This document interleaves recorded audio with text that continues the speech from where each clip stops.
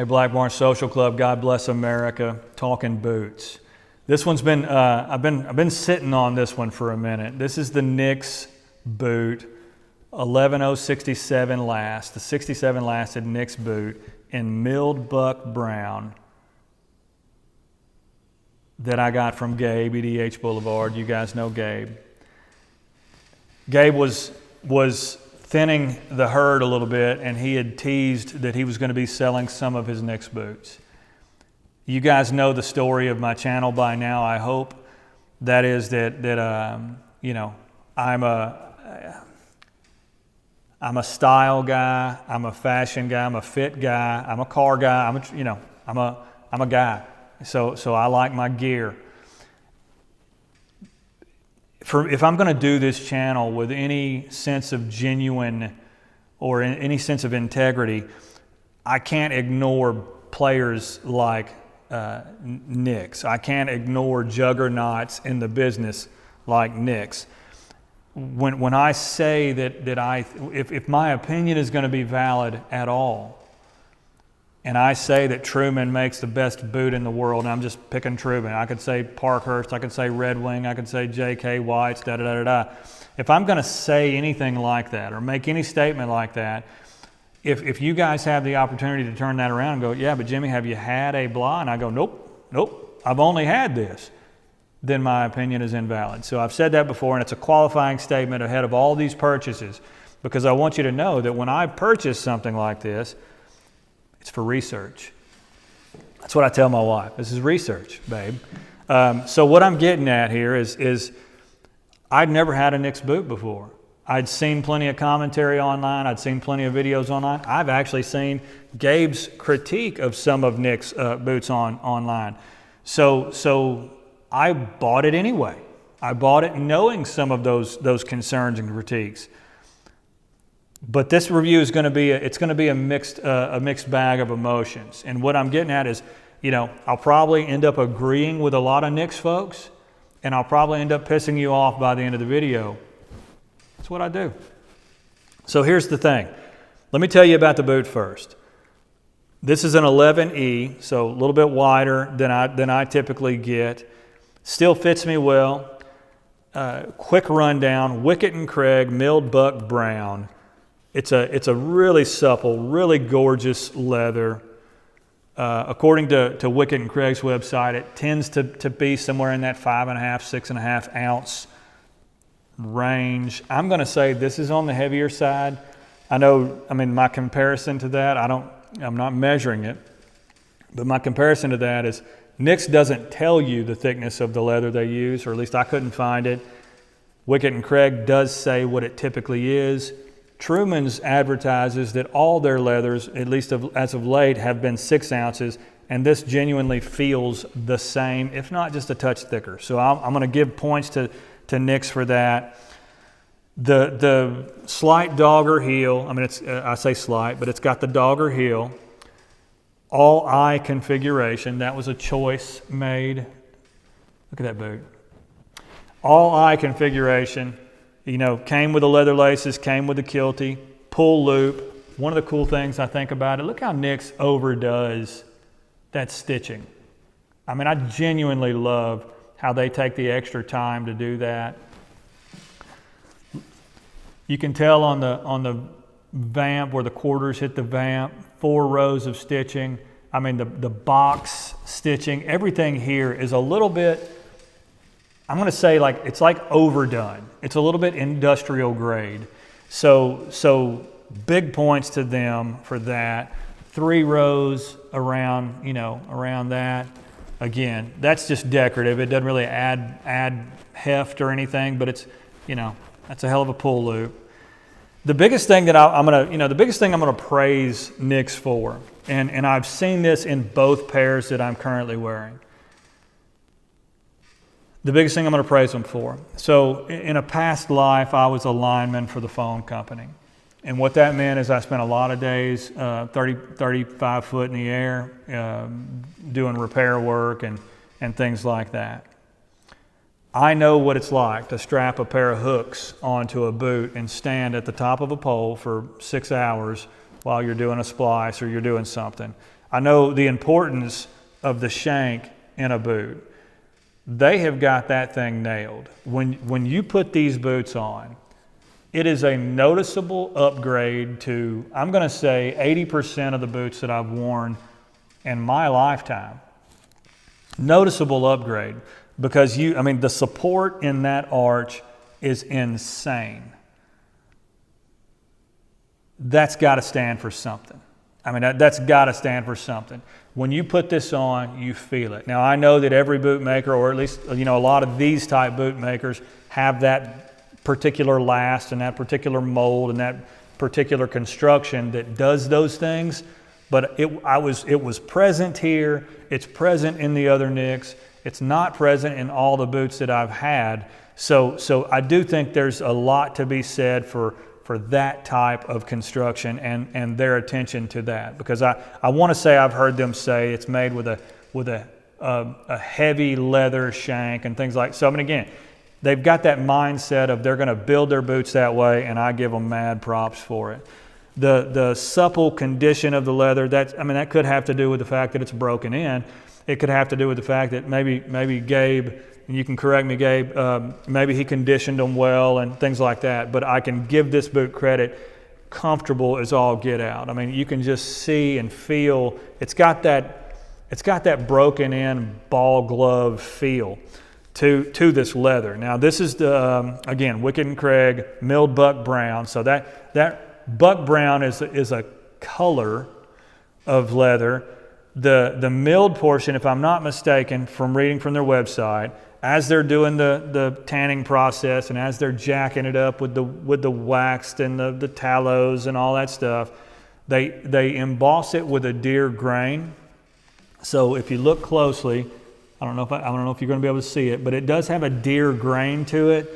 And then they drop it and they tumble it, so that it gives it that. I think that's where the milled term comes from. But and I may be wrong. Somebody correct me. But long story short, just a gorgeous boot. Now I got to get to the critique of it. So it's pretty high praise on how it's made, pretty high praise on the construction of it, and that's where I'm going to go off on a tangent here. And so this is where I say, if you're a Nicks lover, here we go. The three things that I judge when I'm spending my money. And this is very, I think it's universal. I think we do it in our minds without even paying attention. It's almost automatic. But the three things that I judge are quality, value, and style. There are a few things that I don't scrimp on. And one of those things, if my wife brings me a box of vanilla wafers and they are anything but Nabisco, I will throw them away. I will knock them out of her hand and I'll throw them away. If she makes Rice Krispie treats with anything other than Kellogg's Rice Krispie treats, I will spit them out, and I won't even feed them to my dogs. She knows this about me. We learned it early in marriage. And so now she comes to me, and she really takes care of me, by the way. She comes to me and she says, hey, I made you Rice Krispie treats with the actual real Rice Krispies. So there are things that I won't skimp on. And I think that you got to do that with boots too. Sorry, babe, for being so difficult. I know. I'm a high maintenance kind of husband, if you haven't figured it out. There are things that I will skimp on. If somebody comes to me, a lot of the defense, when I, like let me give you some, I'm a little bit biased because I have had the ability, especially buying these from Gabe, I have had the ability to watch his videos. You should watch his videos. He does really good boot review videos, talks really in depth. I've called him the boot whisperer. The guy knows more about boots than most people I know or have had the ability to watch. So I've watched his stuff. I've seen his critiques of it. I still wanted them. I still wanted to purchase them. But I have to be honest, and I have to be honest about what I'm experiencing. Some of the defense of the pricing of a Nicks boot: quality, style, value. Quality, no question. There's no question. high praise on the quality of this boot. Put together well, made with tremendous materials. I'm sure it's built with love. I'm sure it is. So quality, check. Style, that's a personal opinion. You know, this has got the sprung toe, the look of it. I mean, style, I think this is a pretty damn good looking boot. So style, that's up to you. Your mileage may vary. The last thing though, when we talk about value, that's one of those things that there is data and there are facts that you can apply to some of these conversations, and we have to be realistic about it. You can't be, when it comes to value, people can choose to be an ideologue or they can choose to be realistic. And either way, your dollars will follow. And so let me make my point, and you guys can either love it or hate it in the comments below. I wish you would. It helps. So here's the thing. In terms of value, people have defended Nick's prices. I just went online prior to the video. The cheapest boot that I could find on his site was like $630. That's where some of the made to order pricing starts, and then it goes up from there. So a lot of what you choose, the leathers, the makeups, the configurations, the soles. I mean, I guess, you can spend, again, you can spend $600 to $800 pretty quickly. Taxes and all that stuff, it kind of adds up. People will defend that price and say, yeah, but you're getting a hand-lasted boot. People will defend that price and say, yeah, but that's made by a person. People will defend that pricing and say, but you're getting, and so here's where I'm going to start taking away from some of that. If we're comparing apples to apples and the material that something is made with is the same as something else that's $300 cheaper, you can't say it's the materials anymore. If people say, yeah, but they look better. That's a style statement. We can all have different opinions. I mean, so you can't lean back on style. That's a tremendous looking boot. So then you get to value and you go, okay, well, let's talk about that for a minute. Let's talk about value of a hand-lasted boot. Is it worth $300? I don't know. That's up to you. That's up to you to find out. If I were to, Rolls-Royce makes, they make a handmade car. It's well over $1 million. It's hand finished, hand hammered, hand painted. You going to buy that? It's done by hand. I don't know that it looks any better than the one that's produced or stamped, but people will pay that so they can say it's handmade. If I could have, I can't afford a lawn boy, but if I had a lawn boy and he said, hey Jimmy, I'll cut your yard with scissors by hand. Losing my lights out here. That's how long I've been doing this, guys.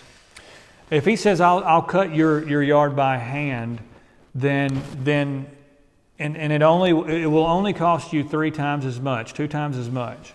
Does that really get me anything? Am I willing to pay that much more just so I can watch that guy go through the motions of cutting every blade of grass by hand? Or would I rather him get the job done, do it nicely, give me the stripes, and move on? And do that at a value that I can afford. And that's what I think the argument lies when it comes to hand-lasting, handmade, all those types of things. Sorry about the light. My light just went out. So I'm a little darker on this side now, but I'm gonna talk to the guys on this side of the camera. If that means something to you, more power to you. But that's what I think people are saying when they go, I can't pay that for a Nick's boot, or I can't pay that for a Viberg. If that's the critique, if once you've taken the other two, the style and construction style and quality, once you've taken those off the table, the only thing left is how much more of a premium are you willing to pay so that they can keep choosing to make things that way. Now, people have attacked Truman because he's got, and it was one of my comments, so I can speak to it. People have attacked Truman because they say, that's machine lasted. Okay. Okay. So they use a machine to do the same thing. It's a boot. They use a machine. But here's the last thing I'll say, and I don't mean this as a slight, but can you see that? Can you see that this boot looks like a plane taking off and this boot looks flat? If you're going to make, and here's my thing, if you're going to make something that is hovering in that $600 to $800, $900 range, if you're going to do that, then you got to make sure you don't do that. Because if you do that, it invalidates all the hype about a hand-lasted, hand-done, hand-loved. Because if I'm buying that $1 million Rolls Royce, if it comes out scratched because the guy that was hand sanding it put his belt buckle all over it, what are you doing? You're not going to pay that, and I know better. So what I'm getting at is I'm not knocking this. This is a great pair of boots. I love them. But be honest. So, is it worth that? Now, I'll tell you right now, I'm keeping a pair of Knicks. I don't know if I'm going to keep this pair or the other pair. That's the point of this video series. But long story short is, it's a great boot. It's a great boot, but it doesn't invalidate people's challenge to their pricing. That's all I'm going to say about that. You guys be blessed. Speaking of pricing, speaking of that, if you'll notice the gear, the merch, if you go down below to that link in the bio section, there is a link tree, Black Barn Social Club merch. You can purchase one of these shirts. You can help support my boot habit, and you can help these channels. You can help me in my research. You guys be blessed. Talk soon. I got to charge some lights.